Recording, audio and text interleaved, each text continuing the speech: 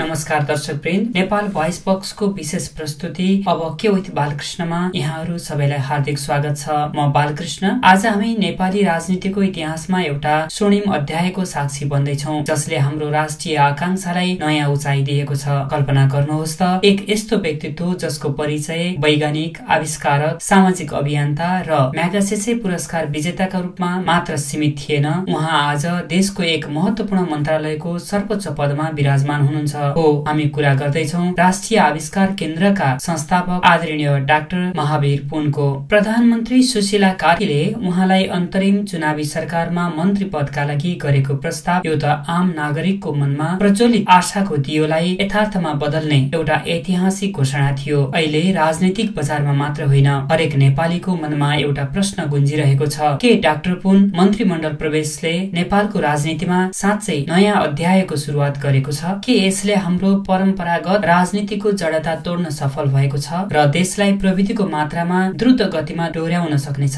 आजको अङ्कमा हामी यही प्रश्नको गहिरो चिरफार गर्नेछौँ र डाक्टर पुनको नेतृत्वमा नेपालको भविष्य कस्तो बन्ला भनेर विश्लेषण गर्नेछौँ। डाक्टर महावीर पुन एक यस्तो नाम हो जसले हरेक नेपालीको मनमा प्रविधि र विकासको सपना मात्र जगाएन, बरु त्यसलाई साकार पार्न अथक प्रयास पनि गर्नुभयो। उहाँको जीवन नै देशका लागि समर्पित एउटा अनुपम उदाहरण हो। ग्रामीण भेगमा वायरलेस इन्टरनेट पुर्याउने उहाँको अथक प्रयासदेखि राष्ट्रिय आविष्कार केन्द्र स्थापना गरी युवा वैज्ञानिक तथा नव प्रवर्तकहरूलाई प्लेटफर्म प्रदान गर्ने सम्मका उहाँका कार्यहरूले नेपालको सामाजिक आर्थिक विकासमा अतुलनीय योगदान पुर्याएको छ। उहाँले सृजना गर्नुभएको राष्ट्रिय आविष्कार केन्द्र कुनै सरकारी निकायको सहारा बिना नेपालीहरूको चन्दा र उहाँको दृढ संकल्पबाट फस्टाएको एउटा अद्भुत संस्था हो, जहाँ सयौं अनुसन्धानकर्ताहरू नयाँ नयाँ आविष्कारमा दिन रात खटिरहेका छन्। हालसालै विदेशी विश्वविद्यालयका अनुसन्धानकर्ताहरूले पनि उहाँको केन्द्रमा आएर अनुसन्धान गरिरहेका छन्, जसले यस केन्द्रको अन्तर्राष्ट्रिय महत्वलाई उजागर गर्दछ।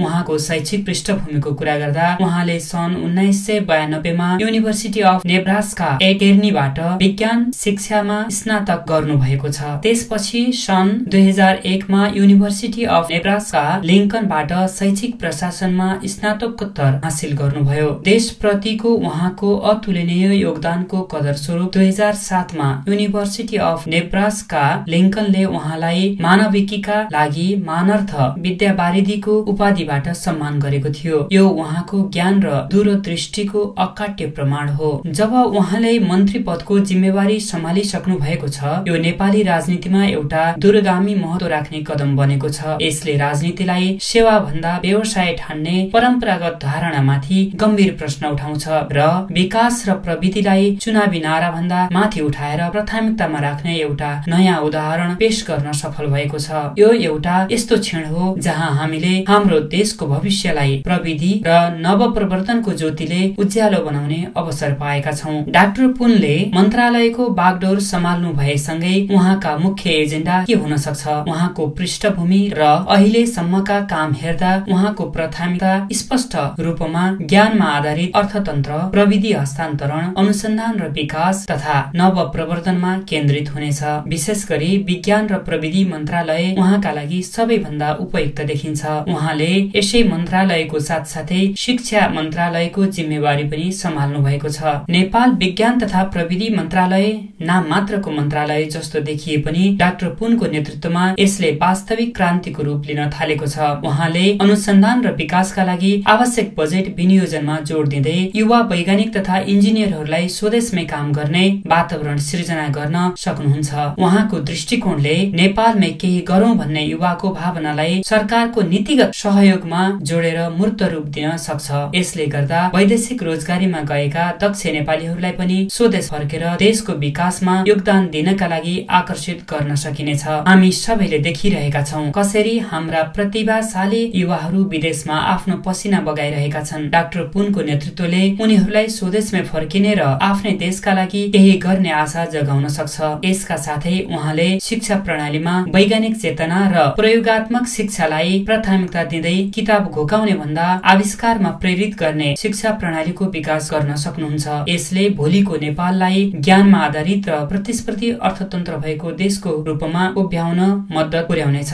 डाक्टर पुनको आगमनले नेपालको विकासमा कस्तो प्रभाव पार्न सक्छ? के हाम्रो देशमा जहाँ पनि अरू विदेशी देशहरू जस्तै विकासमा फड्को मार्न सक्ला त? युरोप र एसियाका धेरै साना देशहरूले ज्ञान र प्रविधिको सदुपयोग गरेर विश्वमै आफ्नो छुट्टै पहिचान बनाएका छन्। डाक्टर पुनको नेतृत्वले नेपाललाई पनि यसै बाटोमा डोर्याउन सक्छ। उहाँको दूरदृष्टि र कार्यान्वयन क्षमताले गर्दा प्रविधिमा आधारित उद्योगहरू फस्टाउनेछन्, जसले रोजगारी सृजनाका साथै अर्थतन्त्रलाई गति दिनेछ। उदाहरणका लागि कृषिमा प्रविधिको प्रयोग, सूचना प्रविधिमा आधारित सेवाहरूको विस्तार र नवीकरणीय ऊर्जाको विकासमा उहाँले ठूलो फड्को मार्न सक्नुहुन्छ। उहाँले अनुसन्धान केन्द्रमा मात्र नभई सरकारको नीतिगत तहबाट नै यस्ता पहलहरूलाई बढावा दिन सक्नुहुन्छ। डाक्टर पुनले धेरैका मन जितिरहेका छन्, किनभने उहाँको नेतृत्व शैली, इमानदारी र देशप्रतिको निस्वार्थ सेवा युवा वर्गका लागि प्रेरणाको स्रोत बनेको छ। उहाँ एक क्षमतावान र दूरदर्शी नेता हुनुहुन्छ भन्ने कुरा उहाँले शून्यबाट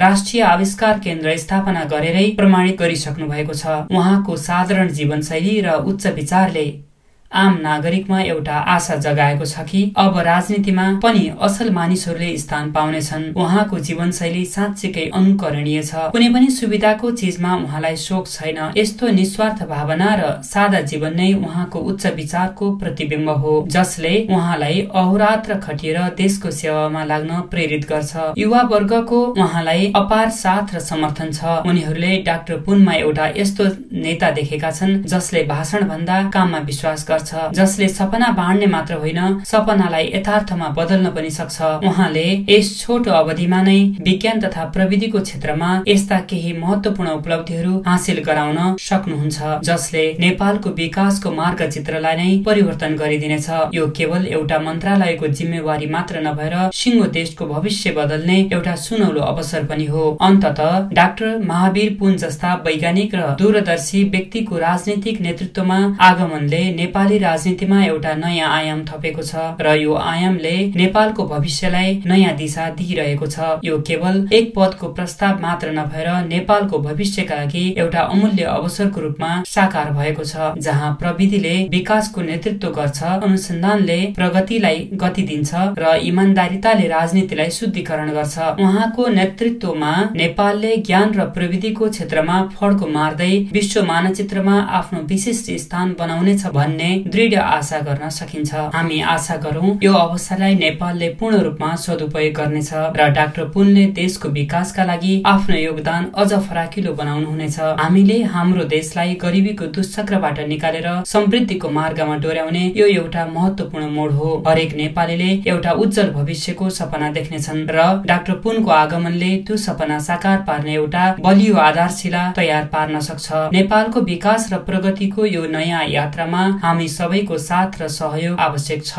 दर्शकवृन्द, अब के विथ बालकृष्णको आजको अंक यही टुङ्ग्याउँछौं। नेपाल भोइस बक्स सँग जोडिनुहोस्, जहाँ हामी हरेक दिन गहन विश्लेषण र विचारोत्तेजक बहस लिएर आउनेछौं। अर्को दिन फेरि भेट्नेछौं। तबसम्मका लागि म बालकृष्ण तपाईहरूबाट बिदा चाहन्छु। हाम्रो देशको भविष्य उज्जवल छ भन्ने विश्वास राखौं। सुन्नु भएकोमा धन्यवाद। नमस्कार। हजुरको दिन शुभ रहोस्।